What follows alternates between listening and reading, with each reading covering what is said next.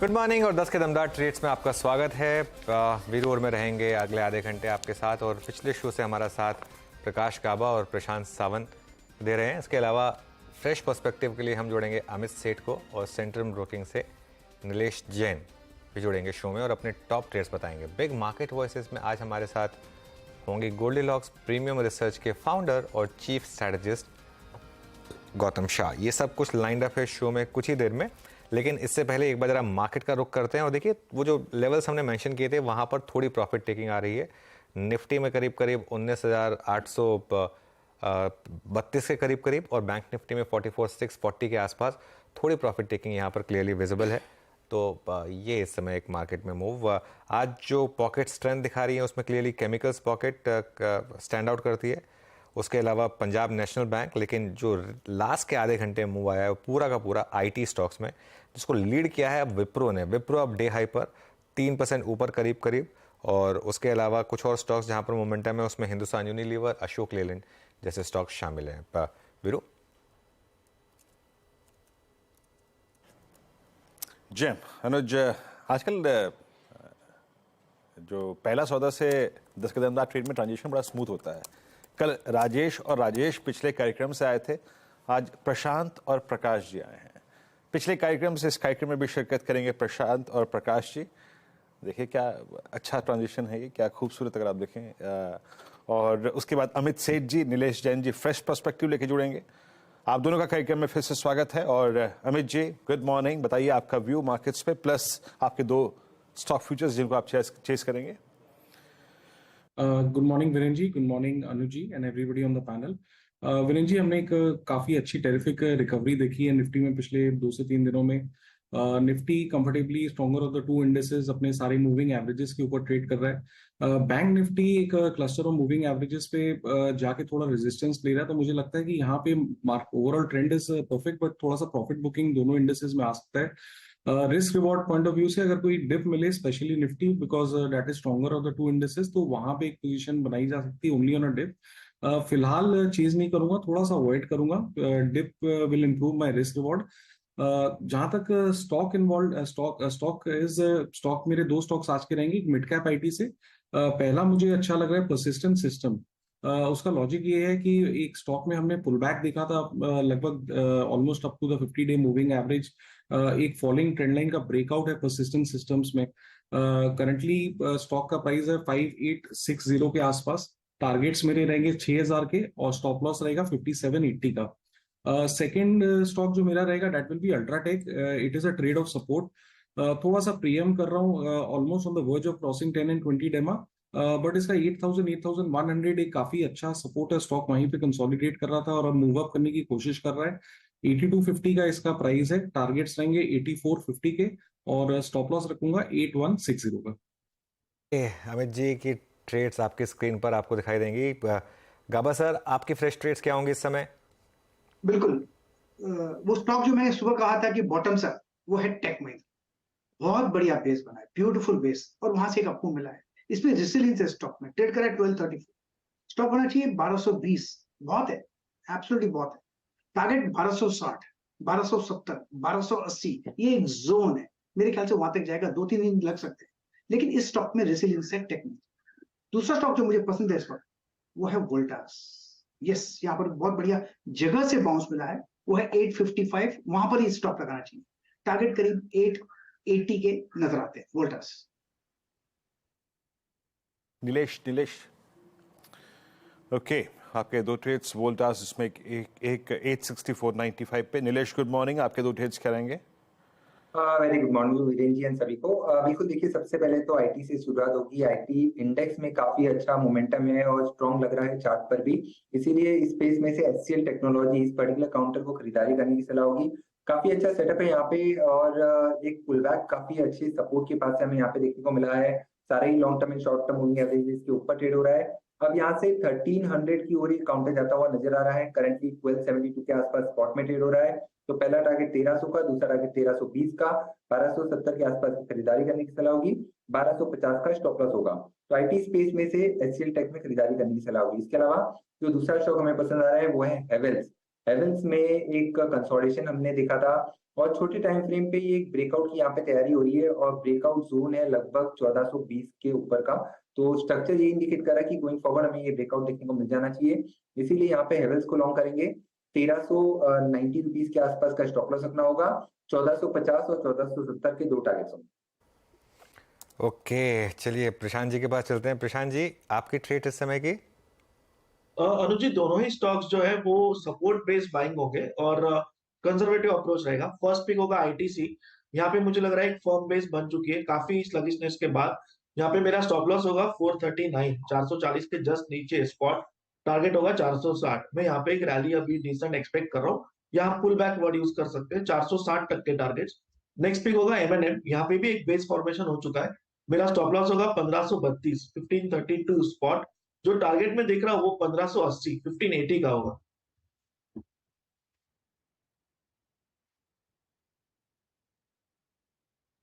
MNM तो यहाँ पे लगभग जो 8 ट्रेड्स हैं वो पूरे हो चुके हैं और माफ़ी चाहूँगा, आज गला थोड़ा सा दिक्कत कर रहा है तो इसलिए मैं थोड़ा सा ठीक से बोल नहीं पा रहा हूँ आज। आगे बढ़ते हैं और कुछ ट्रेड्स को पिक कर लेते हैं। टाटा केमिकल अभी भी टॉप गेनर है। एक बार आप ऑटो स्पेस में से अशोक लेन लिखे आइएगा। ये ऑटो में जो प्राइस डैमेज हुआ था पिछले 20 दिन में, 25 दिन में इस स्टॉक में, उसका आज 3rd डे ऑफ रिवर्सल है, मतलब 3 कंसेक्यूटिव सेशंस में पुल बैक जारी है। प्रकाश सर, आपने इस पर एक बार शॉर्ट कॉल भी ली थी सर। 176,655 डे हाई पर ट्रेड कर रहा है, आपका व्यू क्या है इस वक्त सर इस पे? 170 था, वहां से बाउंस मिला है जहां पर स्ट्रॉन्ग सपोर्ट था।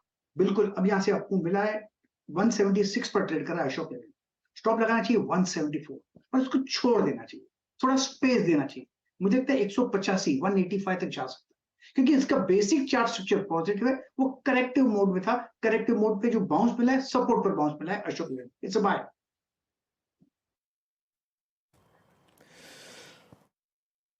इट्स अ बाय और अच्छी यहाँ पे रिवर्सल है और कुछ काउंटर जहाँ पे इस वक्त स्ट्रेंथ है।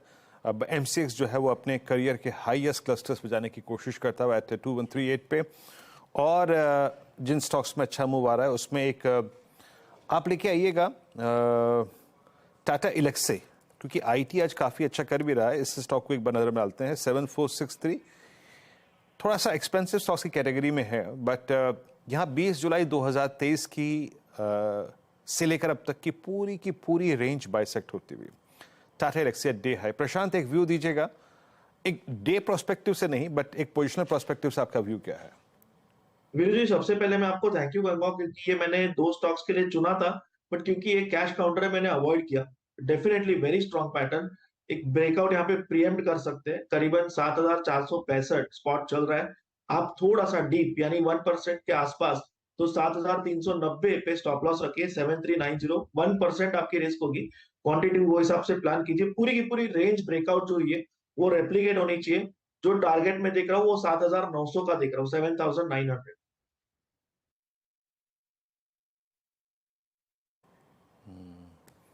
Tata Elxsi strong move day high के जोन पे। देखिए यहाँ पे अमूमन हम कैश के स्टॉक्स नहीं लेते हैं, लेकिन कोई बड़ा और एक अच्छा स्टॉक जिसमें कोई आई थिंक इश्यूज नहीं होते हैं, जब एक बड़े ब्रेकआउट की तैयारी कर रहा होता है तो उस पर हम बात जरूर करते हैं। 1-2 स्टॉक्स और लेते हैं यहाँ पे जिनमें अच्छा मूव आ रहा है। एक बार आप बड़े स्टॉक्स के क्रम में पॉली कैप को देखिए, ये भी डे हाई के ट्रेड करने की तैयारी करता हूँ। 5289 स्ट्रॉन्ग मूव, अच्छा मूव दिन के हाइस पर। इस पर आपका व्यू क्या रहेगा इस वक्त Amit? Poly cap per day high पर आके ट्रेड करता हुआ? जी वीरेन जी, अपने 10 डे एक्सपोनेंशियल मूविंग एवरेज को भी चला गया। 2 दिन पहले एक इसने पिवट लो भी बनाया था, तो that indicates resumption of near term uptrend. Momentum अच्छा है, स्टॉक का स्ट्रक्चर भी पॉजिटिव है। छोटा सा स्टॉप लॉस रखेंगे 5240 का, और नियर टर्म टारगेट्स 1 से 2 दिनों के रहेंगे लगभग 5400 के। चलिए अब एक काम करते हैं, एक छोटा सा ब्रेक ले लेते हैं और ब्रेक के बाद जब लौटेंगे तो गोल्डीलॉक्स प्रीमियम रिसर्च के फाउंडर गौतम शाह से करेंगे एक खास बातचीत।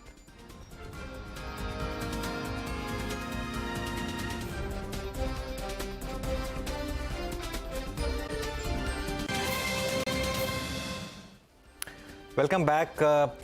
थोड़े साइन आए हैं प्रॉफिट बुकिंग के मार्केट में। वो 19833 का जो ऑप्शंस का जोन था एग्जैक्टली वहाँ से अब थोड़ी सी प्रॉफिट टेकिंग मार्केट में, कोई बुराई नहीं है।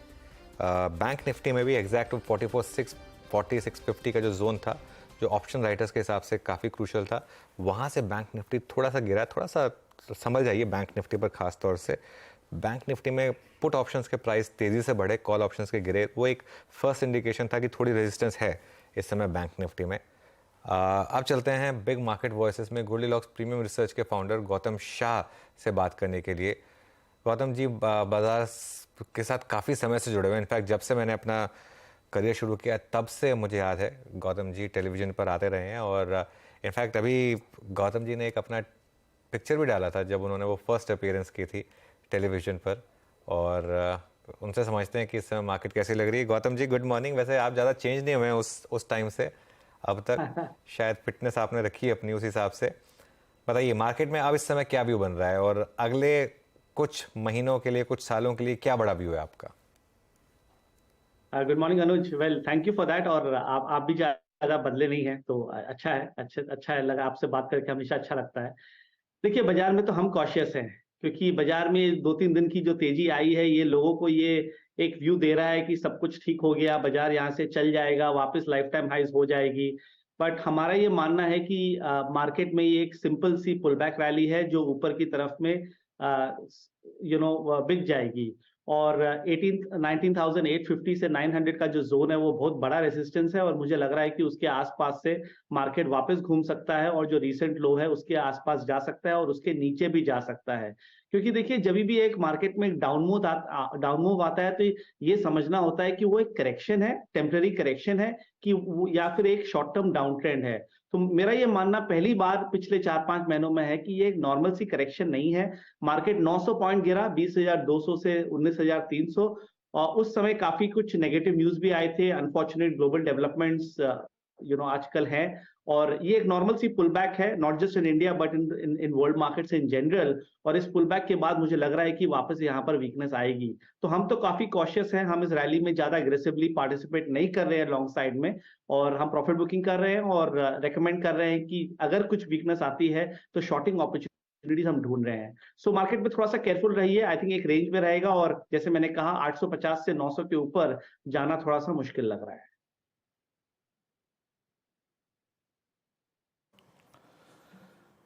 ओके अच्छा, अनुज ने वो फोटो का जिक्र किया तो मैंने भी जाके वो फोटो देखी। अच्छा कॉम्बिनेशन था ये कॉम्बिनेशन बहुत अच्छा था Gautam ji, half sweater with tie shirt पे। अच्छा अनुज, इसमें टिकर पे लिखा आ रहा है इंडिया 15 फॉर 1 सेकंड इनिंग, कौन सा मैच था ये याद है क्या? नहीं वीरू, ये तो याद नहीं होगा, लेकिन मैं एक बार जाके अगर इसको थोड़ा सा रिकलेक्ट करूंगा तो याद आ जाएगा। वैसे मैं क्या शो के एंड से पहले बता दूंगा मैं आपको कि कौन सा मैच था।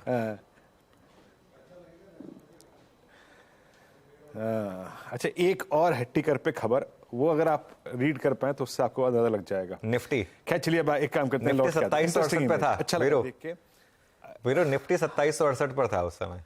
अब जो निफ्टी 18,000 का है, 2768 19,000 का है जो 2768, हाँ 18,000 का है। अच्छा याद है मुझे अच्छी तरीके से अनुज, 22 अक्टूबर 2008 को जब हम 6500 से गिरे थे तो 2263 का फिर लो लगा था। तो इसीलिए वो नंबर देख के एकदम से मुझे याद आ गया।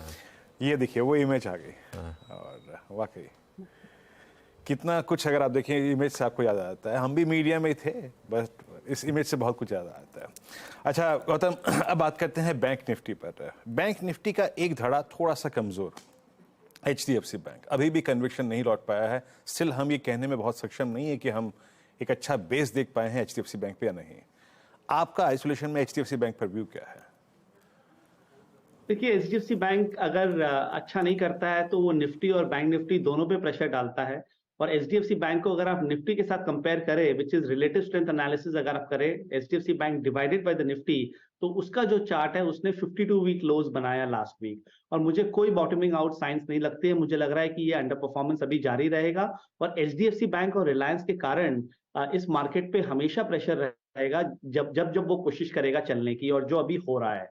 सो व्यू तो अभी भी बैंक निफ्टी में काफी वीक है और मुझे लग रहा है कि अगर निफ्टी को यहाँ से वापस गिरना है और बैंक निफ्टी को अगर वापस गिरना है तो HDFC बैंक जैसे स्टॉक्स ही उसको गिराएंगे। निफ्टी का चार्ट तो काफी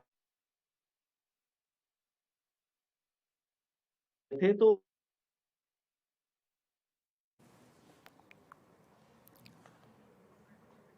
ओके, HDFC बैंक में मेरे ख्याल से आपको मोटा मोटी उनका भी जो मालूम चल गया होगा, और अनुज और मैं काफ़ी बार इस स्टॉक को अपने डिस्कशन में इस्तेमाल करते हैं, उसका यूज़ करते हैं। बैंक निफ्टी के लिए कोई ट्रजेक्टरी ढूंढने के लिए आई थिंक इसका मुंह में इस्तेमाल होता है, तो हम HDFC बैंक पे बात कर रहे थे। डायरेक्टर साहब, जैसे ही गौतम जी एक बार फिर से इस कार्यक्रम में उपस्थित हो तो बताइएगा मेरे को, लेकिन इस बीच थोड़ा सा प्रॉफिट टेकिंग आती हुई स्पेशली बैंक निफ्टी में 4450 528 पर आकर ट्रेड करता हुआ। गौतम, अपना प्लीज HDFC बैंक पर व्यू ढंग से सुन नहीं पाए थे व्यूअर्स, उसको प्लीज कंप्लीट कीजिए। तो HDFC बैंक पे भी व्यू काफी नेगेटिव है। मुझे लग रहा नहीं है कि वहां पर कोई बॉटम बनेगा। हर रैली में वहां पर सेलिंग प्रेशर आएगी। उसके relative strength chart versus Nifty काफी वीक है, तो हमारा HDFC बैंक और बैंक निफ्टी दोनों पे व्यू काफी नेगेटिव है। मुझे लग रहा है कि ये जो पुल बैक रैली है बैंक निफ्टी में सस्टेन नहीं करेगी। इवेंचुअली वो 44,000 के आसपास वापस चला जाएगा, और अगर उसके नीचे ब्रेकडाउन होती है तो 2 से 2,500 पॉइंट की वीकनेस और आ सकती है। ये अनफॉर्चुनेट है, क्योंकि देखिए आज के मार्केट में अगर आप वीकली और मंथली चार्ट्स देखें तो वहां काफी डैमेज हो चुकी है। आपको ये पिछले 2 दिन का रैली काफी अच्छा लग रहा होगा, सबको एक लग रहा होगा कि चलो जियोपॉलिटिकल जो टेंशंस है, जो इश्यूज है वो सॉल्व हो गए हैं, मगर वीकली मंथली चार्ट्स देखते हैं तो वो लग रहा नहीं है। तो इसलिए हमारा स्टांस निफ्टी और बैंक निफ्टी दोनों पे कॉशियस है। ओके, निफ्टी और निफ्टी बैंक पर और HDFC बैंक पर आपने व्यू सुना ही गौतम जी का इस वक्त। अच्छा गौतम जी, पिछले कुछ सेशंस में because of some positive news flow from China, metals में एक स्विंग आया है हायर लेवल्स पे, और 6831 पे इंडेक्स ट्रेड करता हुआ। मेटल्स को आप लोग कैसे अप्रोच कर रहे हैं किसी ट्रेड स्विंग प्रोस्पेक्टिव से? इस वक्त मेटल्स पे क्या व्यू रखना चाहिए? हायर लेवल्स पे शॉर्टिंग का व्यू है क्या? क्योंकि पिछली बार मतलब मिड सितंबर में हायर लेवल से कोलैप्स हुआ, 5-7% का स्विंग मिला। मेटल्स पे आपका टेक, थोड़ा कमोडिटीज का बात कर रहा हूं यहाँ पर। देखिए, इस मार्केट में जो भी हाई बीटा है उससे दूर रहनी चाहिए। तो मेटल्स काफी हाई बीटा है, क्योंकि वो बाजार के साथ चलता है और बाजार के साथ गिरता है। हाँ, पिछले 2 दिनों में अच्छी तेजी आई है, बट ओवरऑल बेसिस पे व्यू उतना कोई पॉजिटिव है नहीं, बारिंग अ हैंडफुल ऑफ स्टॉक्स। अगर आप टाटा स्टील को देखें, नैल्को देखें, सेल देखें, तो लॉन्ग टर्म में ज्यादा कोई डाउनसाइड है नहीं और वो आउट परफॉर्म करेंगे। But this is purely as a long term investor. अगर आपको अगले 3 से 6 महीने का व्यू चाहिए तो मेटल से दूर ही रहना चाहिए। बट आप पूछेंगे कि तो इस मार्केट में आपको क्या अच्छा लगता है, तो हमें IT अच्छा लगता है, हमें फार्मा अच्छा लगता है और हमें ऑटो अच्छा लगता है। मुझे लग रहा है कि ये 3 ऐसे सेक्टर्स है जहां पर कमिटमेंट बढ़ानी चाहिए, और बाजार में कुछ भी हो जाए, वॉलिटिलिटी आ जाए, वीकनेस आ जाए, ये 3 सेक्टर्स खड़े रहेंगे। और इसमें स्मार्ट मनी की काफी फ्लो हमें लग रहा है कि आया है पिछले 2-3 हफ्तों में। तो डिफेंसिव्स में थोड़ा सा पोजीशन ज्यादा बनाइए और हाई बीटा स्टॉक से दूर रहिए। IT में क्या स्टैंड आउट कर रहा है फिर गौतम? क्योंकि मेरा अगला सवाल था आपसे, थोड़ा प्रीएम्प्ट कर दिया आपने, लेकिन IT बहुत बड़ा सेक्टर है, इसमें क्या पर्टिकुलरली आपको अच्छा लग रहा है? देखिए, ओवरऑल चार्ट सेटअप गजब का है, क्योंकि इस सेक्टर ने अच्छा पुल बैक दिया और उसके बाद पिछले 2 दिनों में हमने रिबाउंड देखा। और ये समझना जरूरी है कि निफ्टी में 900 पॉइंट की वीकनेस आई और TCS जैसा स्टॉक अपने मल्टी मंथ हाई पे है, तो क्लियर आउट परफॉर्मेंस दिख रहा है। आप टेक महिंद्रा देख लीजिए, HCL टेक देख लीजिए, पूरा जो निफ्टी का जो वीकनेस था उसका कोई इंपैक्ट नहीं था। इनफैक्ट IT और फार्मा 2 सेक्टर्स थे जो रिसेंट वीकनेस में पार्टिसिपेट नहीं किए। सो क्लियर रिलेटिव स्ट्रेंथ है, और मुझे लग रहा है कि यहाँ से 8 से 10% की राइज अब हम IT स्टॉक्स में देखेंगे। और क्योंकि लोग दूसरे सेक्टर्स में प्रॉफिट बुकिंग करके इसमें आ रहे हैं, तो मुझे लग रहा है कि रिलेटिव स्ट्रेंथ कंटिन्यूअस बेसिस पे रहेगा। मिड कैप IT तो काफी चल चुका है। अगर आप LTTS को देखिए, कोफोर्ज, परसिस्टेंट सिस्टम्स, सारे स्टॉक्स अच्छे लगते हैं। E-क्लर्क्स जो हमने रेकमेंड किया था 2 हफ्ता पहले, सारे चल चुके हैं और अभी भी बने रहिए। लार्ज कैप्स में TCS, HCL tech, tech Mahindra, Wipro हमारा प्रेफरेंस है, और हमें लग रहा है कि यहां से अगर बाजार नीचे भी जाता है तो ये स्टॉक्स एक्चुअली आपको रिटर्न देंगे। तो आपके पोर्टफोलियो का 20 से 25% अभी IT में होना चाहिए। ओके, 20 से 25% IT में होना चाहिए इस समय, और ये खैर सारे के सारे स्टॉक्स जो मेंशन किए गौतम ने, सब में एक अच्छा मूव इस समय आपको विजिबल है। गौतम, दूसरी पॉकेट जो मैं आपसे पूछना चाह रहा था, जिसने इन्वेस्टर्स के लिए बहुत पैसा बना के दिया था पिछले 4 सालों में, लेकिन इस साल थोड़ा टफ रहा है, स्पेशलिटी केमिकल्स। यहाँ पर अब जो बड़े नाम हैं, SRF, नवीन फ्लोरीन, दीपक नाइट्राइट, टाटा केमिकल्स, अब इनमें क्या करें? देखिए, इनमें लीडरशिप चली गई है और मुझे लग रहा है कि जो ग्लोबल फैक्टर्स है ये काफी ये स्टॉक्स को इम्पैक्ट कर रहे हैं, और जो रिलेटिव स्ट्रेंथ थी वो चली गई है। और पिछले 3 सालों में मैंने देखा है कि हर एक सेक्टर का, हर एक थीम का एक फेज आता है, और उसके बाद जब वो फेज चला जाता है तो दूसरे सेक्टर्स अच्छे करने लगते हैं और वो पुरानी जो थीम है वो चलनी बंद हो जाती है। तो अगर आप केमिकल्स को देखिए, आई थिंक ओवर ओन्ड है, ओवर अंडरस्टूड है, और ग्लोबल फैक्टर्स के कारण काफी इसमें वॉलेटिलिटी आती है इन टर्म्स ऑफ अर्निंग्स, और उसके कारण प्राइस एक्शन उतना अच्छा रहा नहीं है। तो आई थिंक ये अंडर परफॉर्मर रहेगा, इसमें ज्यादा कमिटमेंट मत बनाइए, एक रेंज में रहेगा, कुछ स्टॉक्स अच्छे करेंगे, कुछ स्टॉक्स खराब करेंगे। बट दूसरी स्ट्रक्चरल स्टोरी की अगर आप बात करें तो वो है रियल एस्टेट। मैं आपके चैनल पे जब भी आया हूं पिछले 1-1.5 साल में, मैंने हमेशा कहा है कि रियल एस्टेट मेरे हिसाब से एक 5 साल 10 साल की स्टोरी है, वो चलेगा। आपने देखा कल क्या हुआ रियल एस्टेट में, और अभी भी यहां से भी मुझे लग रहा है कि बड़ी तेजी आएगी। तो यहाँ पर हमारा favourites all along DLF, Oberoi reality, Prestige और ब्रिगेड रहा है। तो इसमें क्या होता है कि आप दिल्ली, बॉम्बे, बैंगलोर, तीनों जो बड़े रियल एस्टेट मार्केट है, इन 4 स्टॉक्स से आप प्ले कर सकते हैं, और as a long term investor इसमें बने रहना चाहिए और हर वीकनेस में खरीदारी करनी चाहिए।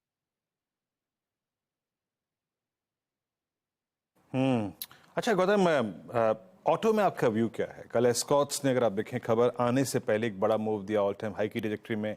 टाटा मोटर्स अच्छे से बिहेव करता हुआ, Maruti I think still struggle कर रहा है करीब 10-800 के जोन से। अशोक लेन में एक डिप आया, सब्सटेंशियल डिप था। अभी आपका ऑटो पे व्यू कैसे अप्रोच करना चाहिए? क्योंकि यहाँ पे जो व्यूअर्स इस वक्त कार्यक्रम को देख रहे हैं वो अच्छा पैसा बना के भी बैठे हैं, बार बार डिप्स भी आ रहे हैं, डिप्स के बाद हायर स्विंग्स भी आ रहे हैं। मीडियम टर्म क्या अप्रोच होनी चाहिए? कहाँ पे प्रॉफिट्स को कैश में कन्वर्ट कर लें, कहाँ पे डिप का इंतजार करें? नहीं, ओवरऑल ऑटो स्टॉक्स में बने रहना चाहिए। आई थिंक चार्ट स्ट्रक्चर काफी अच्छी है, और बड़े रैली के बाद जब करेक्शन शैलो होता है ना, वो एक इंडिकेशन है कि उसमें डिमांड है। और हमने, अगर आप टाटा मोटर्स को देख लें तो पिछले 6 हफ्तों में उसने कुछ नहीं किया, वो एक रेंज में चला गया है। बजाज ऑटो को देखिए, एकदम सॉलिड है, एमएनएम एकदम स्ट्रांग है, मारुति अब 10,000 के लेवल पे सस्टेन कर रहा है। पिछले 2 साल में जब भी वो 10,000 के लेवल के आसपास जाता था, वहां पर रेसिस्टेंस होती थी, तो जो बड़ा रेसिस्टेंस था पिछले 2 साल का, वो बड़ा सपोर्ट बन गया है। तो auto as a structural story हमें काफी अच्छा लगता है, और बाजार में अगर वीकनेस आती है तभी भी मुझे लग रहा है कि ये सब ऑटो स्टॉक्स खड़े रहेंगे। सिर्फ फंडामेंटली सॉलिड कंपनीज है, और वैल्यूएशंस को इतनी भी स्ट्रेच नहीं है कि आप उसको जस्टिफाई नहीं कर पाए, और चार्ट्स तो अच्छे हैं ही। तो ऑटो हमें अच्छा लगता है, आई थिंक बने रहिए, और कुछ भी अगर वीकनेस मार्केट के कारण आए तो जो मैंने 3-4 स्टॉक नाम दिए वहां पर कमिटमेंट बनाइए। गौतम जी, एफएमसीजी पे आपका व्यू क्या है? मैं स्क्रीन पे देख रहा हूँ Colgate closer to its all time high. आज एचयूएल अपने 200 EMA को रीगेन करता हुआ, आईटीसी 440-450 के आसपास स्टेबल होता हुआ। अभी आपको चेस करने लायक एफएमसीजी में क्या लग रहा है, और क्या इस वक्त अवॉइड कर रहे हैं आप? नहीं, एफएमसीजी में चेस कुछ नहीं करना चाहिए। आई थिंक अगर आप इंडेक्स का चार्ट देखें तो काफी वीक है। पिछले 2-3 महीनों में वो एक रेंज में चला गया, साइडवेज रहा है, और आईटीसी और एचयूएल में तो स्ट्रेंथ अब रही नहीं, क्योंकि ये दोनों स्टॉक्स लीडरशिप रखते थे। आईटीसी तो इतना अच्छा चला 2 साल तक, हम उसमें बुलिश थे। उसके बाद 2 महीना पहले हमने इसमें एक सेल कॉल दे दिया था, हमें लगा कि इसमें प्रॉफिट बुकिंग करनी चाहिए, कि अब इमीडिएट तेजी नहीं आएगी।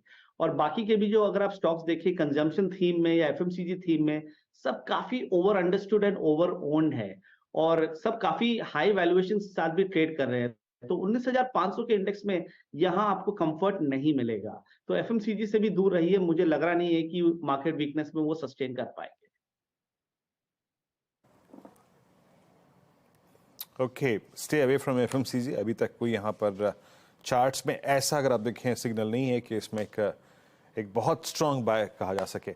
अच्छा, जब आप इस कार्यक्रम में आज बातचीत कर रहे हैं हमारे साथ गौतम जी, आज केमिकल्स ने एक लीड लिया है। सारे स्टॉक फ्यूचर्स में डेटा के मुताबिक शॉर्ट कवरिंग दिखाई दे रही है, बट क्या ये एक सीरियस पुल बैक में कन्वर्ट हो सकता है आपके मुताबिक, या फिर एक मात्र ट्रेडिंग स्विंग है? मेरे हिसाब से एक ट्रेडिंग स्विंग है। जैसे पिछले क्वेश्चन में भी मैंने कहा कि इसमें कोई ट्रेंड नहीं दिखती है। देखिए, पिछले 2 दिनों में एक मार्केट में एक साई ऑफ रिलीफ है कि इतनी अच्छी पुल बैक आई है वो 900 पॉइंट की गिरावट के बाद। तो मुझे लग रहा है कि ये टेम्पररी है, और क्योंकि निफ्टी अपने रेजिस्टेंस लेवल्स के आसपास है, और जिस तरह का ग्लोबल सेटअप है, देखिए हमें ये समझना पड़ेगा कि अगर आप यूरोपियन मार्केट्स को देखें, यूएस मार्केट्स को देखें, और बाकी के एशियन मार्केट्स को देखें, ग्लोबल चार्ट्स पहली बार 5 महीनों में वीक हुए हैं, और उसके कारण मुझे लग रहा नहीं है कि इंडिया इतना हाई लेवल्स पे खड़ा रह पाएगा। इंडिया डेफिनेटली आउट परफॉर्म करेगा in the global scheme of things, but short term में आई थिंक थोड़ी बहुत प्रेशर रहेगी, और केमिकल्स क्योंकि हाई बीटा है, ऊपर में इसमें सेलिंग प्रेशर वापस आ जाएगी, तो यहाँ पर बड़ा कमिटमेंट मत बनाइए। ओके गौतम, मैं आपसे एक आखिरी प्रश्न ये पूछूंगा, जो पूरे विश्व भर के लिए, इंडियन मार्केट्स के लिए एक लीड इंडिकेटर के तौर पे रहेगा, दैट्स क्रूड। अब ये वॉर कैसे एस्केलेट होती है या फिर नहीं होती है, इस पर बहुत कुछ निर्भर करेगा, बट कोर टेक्निकल्स को फॉलो करते हुए आपका व्यू क्या है? क्रूड कहाँ जा रहा है? कहाँ तक का रिट्रेसमेंट पॉसिबल है, या फिर कोई ट्रेजेक्ट्री अगर पार हो गई, जो आप वर्स्ट केस में लेवल देखते हैं क्रूड में, वो क्या है? देखिए, ग्लोबल जियोपॉलिटिकल डेवलपमेंट्स को बेस्ट समझने के लिए stock market is the best medium, क्योंकि वो सब कुछ फैक्टर इन करता है और हमें बताता है कि एक्चुअली मार्केट और लोगों को क्या लगता है। क्रूड का अगर आप चार्ट देखें तो अच्छी तेजी हमें लग रही है, उसमें ट्रेंड इंटैक्ट है। $82-85 का बहुत बड़ा सपोर्ट था नाइमेक्स क्रूड में, जो हम फॉलो करते आए हैं। वहां से हमने पिछले 2-4 दिनों में रिबाउंड देखा और मुझे लग रहा है कि 100 से 105 तक क्रूड चला जाएगा। तो अगर आप इंटर मार्केट एनालिसिस देखें तो गोल्ड सिल्वर अच्छी लग रही है, क्रूड अच्छी लग रही है, और ग्लोबल इक्विटी मार्केट्स इतनी अच्छी नहीं लग रही है। तो सब कुछ अगर आप ज्वाइन करें तो यही लग रहा है कि फाइनेंशियल मार्केट्स थोड़े से प्रेशर में रहेंगे और ज्यादा बड़ी कमिटमेंट नहीं करनी चाहिए। और अगर क्रूड $100-105 तक गया तो ऑब्वियसली वो इंडियन इकोनॉमी और मार्केट्स को इम्पैक्ट करेगा।